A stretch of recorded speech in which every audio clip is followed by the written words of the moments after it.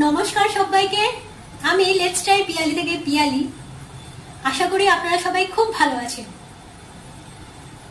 সামনেই পয়লা বৈশাখ, 1432 সাল আরম্ভ। নববর্ষের দিন আমরা কিছু না কিছু নতুন খাবার বানিয়েই থাকি। আজ আমি আপনাদের সঙ্গে শেয়ার করব আমার বোনের বানানো একটি রান্না। আপনারা চিতল মাছের মুইটা খেয়েছেন, এবার ট্রাই করে দেখুন সয়াবিনের মুইটা। যদি রান্নাটি আপনাদের ভালো লেগে থাকে তাহলে কমেন্টে জানাবেন।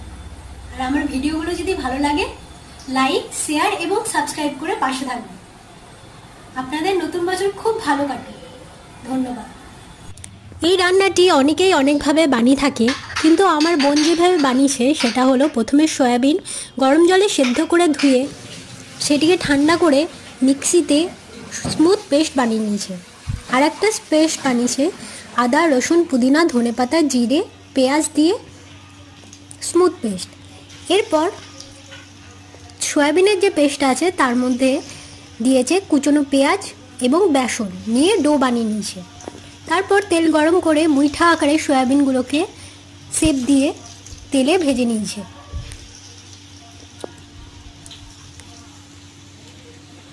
এটি ততক্ষণ ভাজতে হবে যতক্ষণ না এর দুই দিকই লাল লাল হয়ে আসছে। যখন দেখবেন দুই পাশই লাল লাল হয়ে এসছে তখন এটাকে তুলে প্যানের মধ্যে একটু সামান্য তেল দিয়ে তার মধ্যে কাঁচা লঙ্কা এবং দারচিনি ফোড়ন দিয়ে পেস্টটা দিয়ে দিতে হবে। ধনেপাতার পেস্টটা সামান্য পরিমাণ হলুদ অ্যাড করে এটাকে কিছুক্ষণ নাড়াচাড়া করতে হবে। যখন তেল ছেড়ে আসবে তখন এর মধ্যে সামান্য জল অ্যাড করতে হবে। জল দেওয়ার পর যখন ফুটতে শুরু করবে তারপর আমরা সয়াবিনের ভাজা মুইঠাগুলোকে তুলে এর মধ্যে দিয়ে দেবো। এরপর ততক্ষণ নাড়াচাড়া করব যতক্ষণ না জলটা শুকিয়ে যাচ্ছে।